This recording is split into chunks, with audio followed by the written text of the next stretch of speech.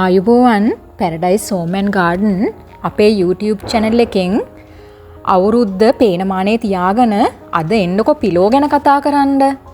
අපි පිලෝ හදන හැටි, නඩත්තු කරන හැටි ඉගෙන ගමුකෝ.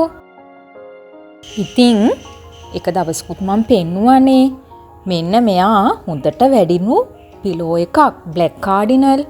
දැන් මං හදන්නේ මෙයාව හොඳ ලොකු පෝච්චියකට දාන්න.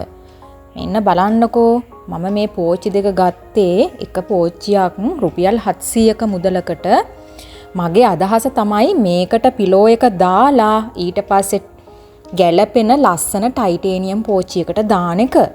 බලන්නකෝ මම මේ මොකද්ද කරන්න කියලා. මේක විශාල පෝච්චියක්. ඉතින් මාධ්‍ය නම් ගොඩක් ඕන වෙයි. මේ තියෙන්නේ වැලි වලට මිශ්‍ර කරනවා මෙන්න මේ පොල් එලි කැබලි. ඉතින් ගොඩාක් ලොකු පෝච්චි දෙකක් හින්දා මට ලොකු ප්‍රමාණයක් අවශ්‍ය වෙනවා. ඉතින් මම මෙන්න මේ විදිහට සවලෙන් තමයි කලවම් කරන්නේ. අඩිය වැහෙන්න උළු කැට කැබලි කීපයක් තියලා ඉතින් දැන් මේ මිශ්‍රණය දානවා. මිශ්‍රණය දානකොට බලන්නකෝ වැලි ගතිය ටිකක් වැඩිව වගේ තමයි තියෙන්න ඕනේ. ඒ කියන්නේ පිලෝ එකේ මුල් වලින් වතුර බහැලා යන්න පහසු වෙන විදිහට. අවශ්‍ය නම් මේකට ඔස්මකොට් කැට කීපයක් වුණත් දාන්න පුළුවන්.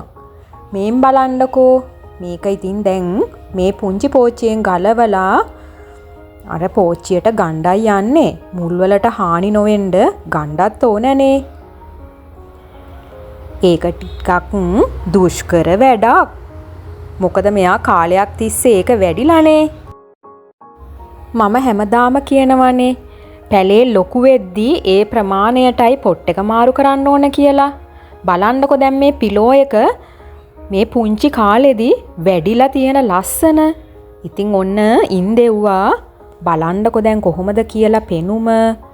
මෙයාට දැන් තවත් ලොකු වෙලා හොඳ සරුසාරව කොළ දීලා ලස්සනට හැදෙන්න පුළුවන්. ඊට පස්සේ මං මේකට ගැලපෙන ටයිටේනියම් පෝච්චියක් අරගෙන ලස්සන කරලා ගණ්ඩයි හිතාගෙන ඉන්නේ. ඔන්න ඉතින් ඒ අතරේ අනිත් පෝච්චියටත් මේ මිශ්‍රණයම දානවා. බලමුකෝ අපි ඒකේ මොකද්ද හිටවන්නේ කියලා. මේ ෆයරින් ප්ලාන්ට් එක කට් කරන්නත් පුළුවන්. ඒ වුණාට මං හිතුවා ඉතින් අර පෙනුම හොඳ වෙන්න මේ ලොකු පෝච්චියේ කට් නොකර මේ පැලේම හිටවනවා කියලා. බලන්නකෝ අර පෙනුම ගන්න නම් ලොකු පැලයක් වෙන්න ඕනනේ. ඉතින් මට කට් කරන එක අපරාධ කියලා හිතුණා. බලන්නකෝ ඔයාලා මොකද හිතන්නේ? ලස්සනයි නේද? මෙයක් දැන් රීපොට් කරන්න කාලේ හරි. එයාගේ මිශ්‍රණය මාධ්‍යත් ඉතින් අර විදිහම තමයි. මෙයා දාන්නේ ටිකක් ලොකු පොට් එකකට, ලොකුම පොට් එකකට නෙමෙයි.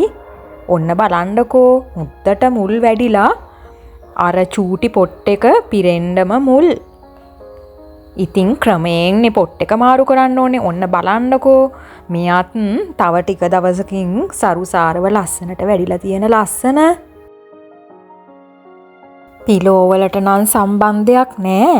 ඒ වුණාට ඉතින් ලස්සන දෙයක් දැක්කොත් මට ඔයාලවමනේ මතක් වෙන්නේ.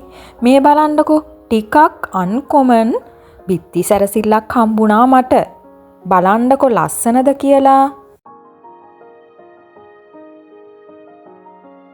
ඉතින් මේ ලොකු බ්ලැක් කාඩිනල් එක තිබුණු පෝච්චියට තව පුංචි බ්ලැක් කාඩිනල් පොඩ්ඩෙක් දාන්න තමයි හදන්නේ. ඉතින් මං කිව්වනේ අද පිලෝ එකමයි දවස කියලා. ඉතින් මේ පිලෝ ගේ ඇතුලේ අවුව පොඩ්ඩක් වැටෙනකොට වැරැන්ඩා එකක වගේ තැනක ලස්සනට ස්ථානගත කළාම ගෙදරක පෙනුම ඉතාම ලස්සන වෙනවා.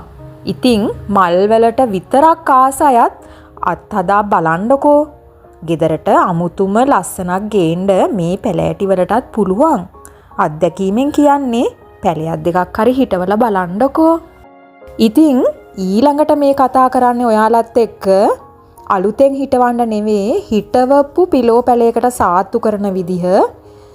මෙන්න මේ වගේ පොල් එලි සහ වැලි මිශ්‍ර කරලා පිලෝ එකකට සාත්තු කරන්න පුළුවන් යටට යනවනේ අර පරණ මිශ්‍රණය.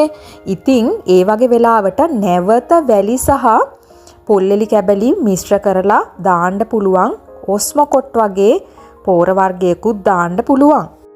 රතු පාට ලස්සන ඇප්‍රිකන් වයලට් එක අද හම්බුණා. ඉතින් යාළුවෙක් කමෙන්ට් කරලා අහලා තිබුණා මේක හිටවන මිශ්‍රණය. ඒ හින්දා මං හිතුවා මේකත් කියලා දෙන්න ඕන කියලා. ඉතින් මේකට වැලි පස් මිශ්‍ර කරන්න කොම්පෝස්ට් උනත් ප්‍රශ්නයක් නෑ. හැබැයි රහස තමයි වැලි වැඩි වෙන්න ඕනේ. නැත්තම් කුණු වෙන්න බලනවා. ඉතින් වැලි වැඩි වෙන්න පස් හෝ කොම්පෝස්ට් එක මිශ්‍ර කරලා මෙන්න මෙහෙම හිටව ගන්නයි තියෙන්නේ. බලන්නකෝ මේකේ වර්ණ කීපයක් තියෙනවා. මගේ ළඟත් වර්ග කීපයක් තියෙනවා. ඉතින් මට හිතෙනවා මේකත් හරිම ලස්සන පාටක් කියලා.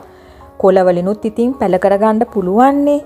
බලන්නකෝ හරිම හුරුබුහුටි පැලෑටිය වගේම මලත් ලස්සන මල් වර්ගයක්. ඉතින් මලින් පිරුණු ගෙදරකට මේකත් හොඳම හොඳ මල් වර්ගයක්.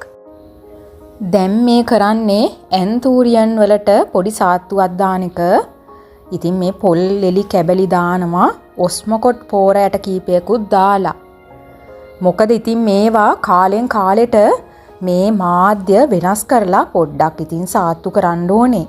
වැහි දවස්වලදී මේ තත්ත්වය තවත් භයානක වෙලා පෝර ගතිය ඔක්කොම හේදිලා යනවනේ.